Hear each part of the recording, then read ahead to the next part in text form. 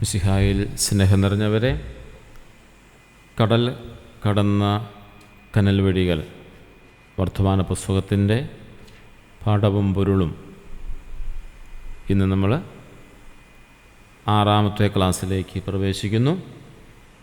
5ാമത്തെ പാഠമാണ് ഇത് നമ്മൾ പഠന വിധേയമാക്കുക. നമുക്ക് പ്രാർത്ഥനാപൂർവം ഒരു നിമിഷം ചെലവഴിക്കാം. നല്ലവനായ ഈശോയെ, ഞങ്ങളുടെ ഇന്നത്തെ പഠന സമയത്ത് ഞങ്ങളുടെ പരിശുദ്ധാത്മാവിനെ ഞങ്ങളിലേക്ക് സമൃദ്ധമായി അയക്കണമേ. കൂടുതൽ തീഷ്ണതയിൽ ഞങ്ങളുടെ കാര്യങ്ങൾ പഠിക്കുവാനും കൂടുതൽ തീഷ്ണതയോടെ സഭയെക്കുറിച്ച് അറിയുവാനും സഭയുടെ പ്രവർത്തനങ്ങൾ മനസ്സിലാക്കുവാനും അങ്ങനെ സഭയെ അറിഞ്ഞ് സഭയുടെ നന്മകൾ കാത്തുസൂക്ഷിക്കാൻ വേണ്ടി പൂർവികർ കടന്നുപോയ വഴികളെക്കുറിച്ച് കൂടുതൽ മനസ്സിലാക്കുവാനുമുള്ള കൃപകൾ ഞങ്ങൾക്ക് നൽകണമേ. ഈശോയെ, ഞങ്ങളുടെ പരിശുദ്ധാത്മാവിനെ ഞങ്ങൾക്ക് നൽകി ഞങ്ങളുടെ മനസ്സിനെ ശക്തിപ്പെടുത്തുകയും ബുദ്ധിയെ പ്രകാശിപ്പിക്കുകയും ചെയ്യണമേ. ഈശോയെ നന്ദി. പ്രിയ സഹോദരങ്ങളെ, നമ്മുടെ ക്ലാസ് ഇന്നിവിടെ ആരംഭിക്കുകയാണ്. കഴിഞ്ഞ ദിവസത്തെ ക്ലാസ്സുകൾ കണ്ടു എന്ന് വിചാരിക്കുന്നു, അല്ലെങ്കിൽ കേട്ടു എന്ന് വിചാരിക്കുന്നു. ഒപ്പം പാഠപുസ്തകവും ഒപ്പം തന്നെ വായിക്കുന്നുണ്ട് എന്ന്, വർത്തമാന പുസ്തകവും വായിക്കുന്നുണ്ട് എന്ന് വിശ്വസിക്കുകയാണ്.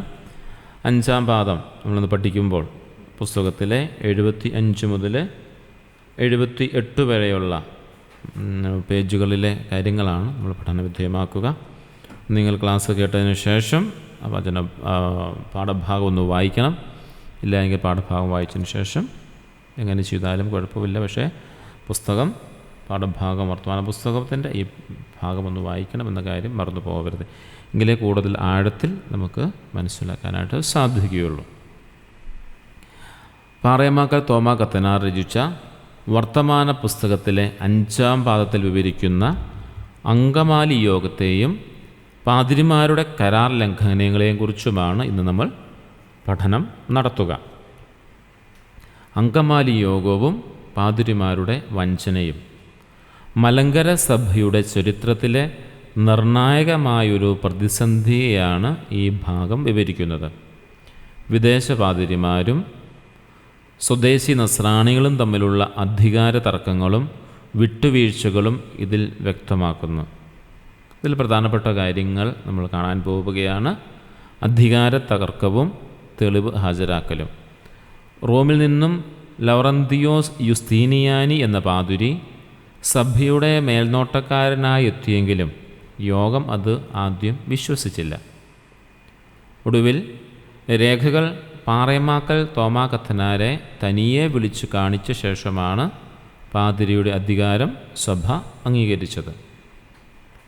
സഭാകാര്യങ്ങളിൽ സുതാര്യത വേണമെന്ന നസ്രാണികളുടെ നിലപാട് ഇവിടെ നമുക്ക് വ്യക്തമായി കാണാനായി സാധിക്കുന്നു. കരിയാറ്റിൽ മൽപ്പാൻ്റെ നിസ്സഹായാവസ്ഥയെക്കുറിച്ചാണ് നമ്മൾ കാണുക.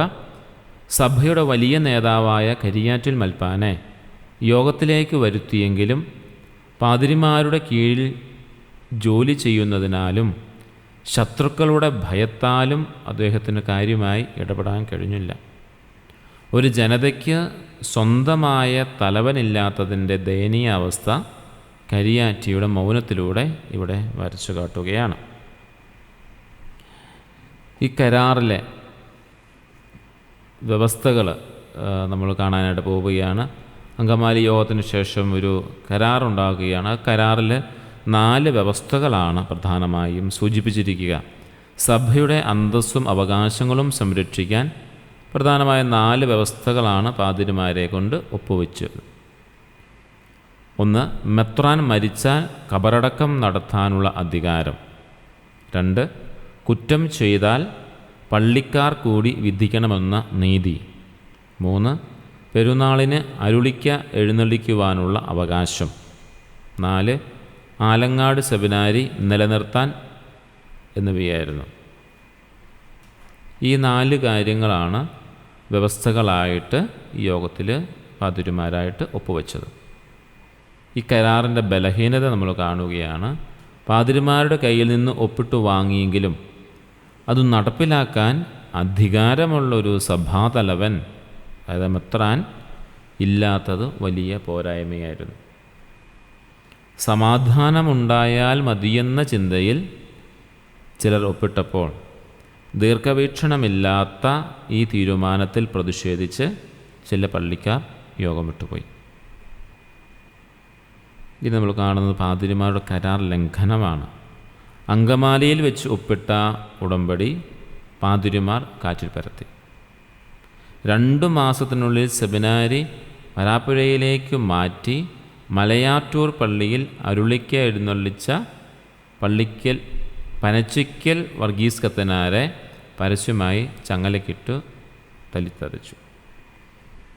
അവർ സെമിനാരി വരാപ്പുഴയിലേക്ക് മാറ്റിയെന്ന് മാത്രമല്ല, മലയാറ്റൂർ പള്ളിയിൽ അരുളിക്ക എഴുന്നള്ളിച്ചു വെച്ച പനച്ചിക്കൽ വർഗീസ് കത്തനാരെ പരസ്യമായി അവർ ചങ്ങലക്കിട്ട് തല്ലിച്ചതയ്ക്കുകയും ചെയ്തു.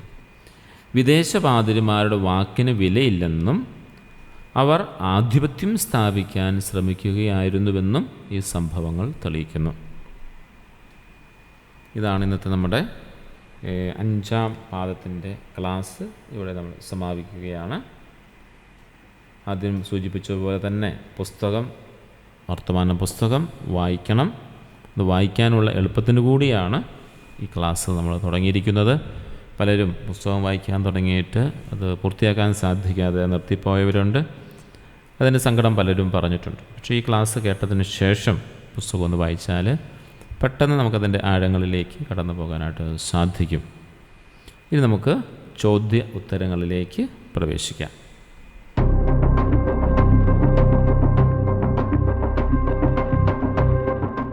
അങ്കമാലിയിൽ പാതിരിമാർ താമസിച്ചത് എവിടെയായിരുന്നു? പടിപ്പുര മാളികയിൽ.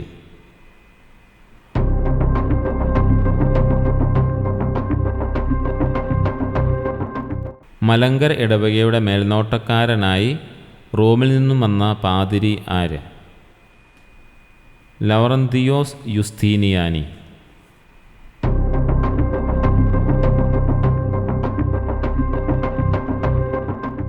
ലൗറന്തിയോസ് പാതിരിയുടെ നിയമനരേഖകൾ ഒറ്റയ്ക്ക് കണ്ട് ബോധ്യപ്പെട്ട പട്ടക്കാരൻ ആര്? പാറേമാക്കൽ തോമാ കത്തനാർ.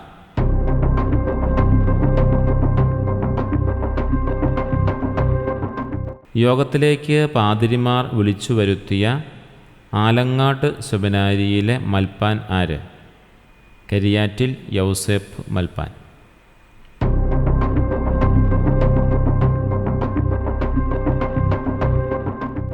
യോഗത്തിൽ കരിയാറ്റിൽ മൽപ്പാൻ മൗനം അവലംബിക്കാൻ കാരണമെന്ത്? അദ്ദേഹം പാതിരിമാരുടെ കീഴിൽ പ്രവർത്തിക്കുന്നവനായതുകൊണ്ടും അദ്ദേഹത്തിന് നിരവധി ശത്രുക്കൾ ഉണ്ടായിരുന്നതുകൊണ്ടും.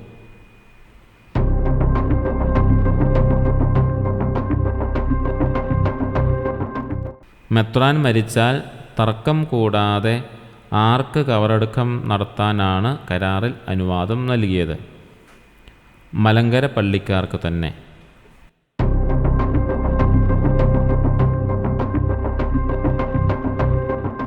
ഒരാൾ കുറ്റം ചെയ്താൽ ആര് കേട്ട് വിധിക്കണമെന്നാണ് കരാറിലെ വ്യവസ്ഥ? 4 പള്ളിക്കാർ കേട്ട് വിധിക്കണം.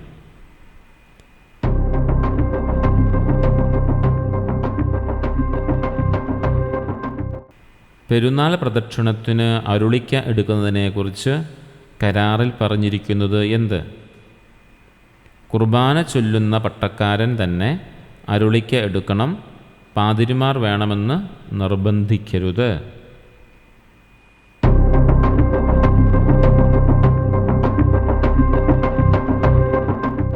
സെമിനാരി എവിടെ തന്നെ തുടരണമെന്നാണ് പള്ളിക്കാർ ആവശ്യപ്പെട്ടത്?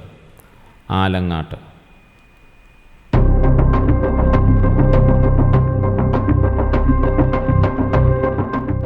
പാതിരിമാരുടെ ഒപ്പിന് വിലയില്ലെന്ന് തെളിയിക്കാൻ പറയുന്ന പ്രധാന കാരണം എന്ത്? കരാർ ഒപ്പിട്ട് 2 മാസത്തിനുള്ളിൽ സെമിനാരി വരാപ്പുഴയിലേക്ക് മാറ്റിയതിനാൽ.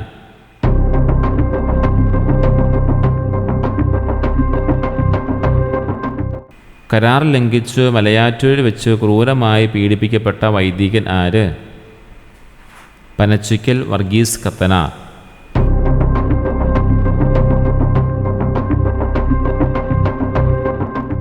പനച്ചിക്കൽ വർഗീസ് കത്തനാരെ തല്ലിച്ചതച്ച കരാറിൽ ഒപ്പിട്ട പാതിരി ആര്? യോഹന്നാൻ ദെ സന്ത മർഗരീത്ത.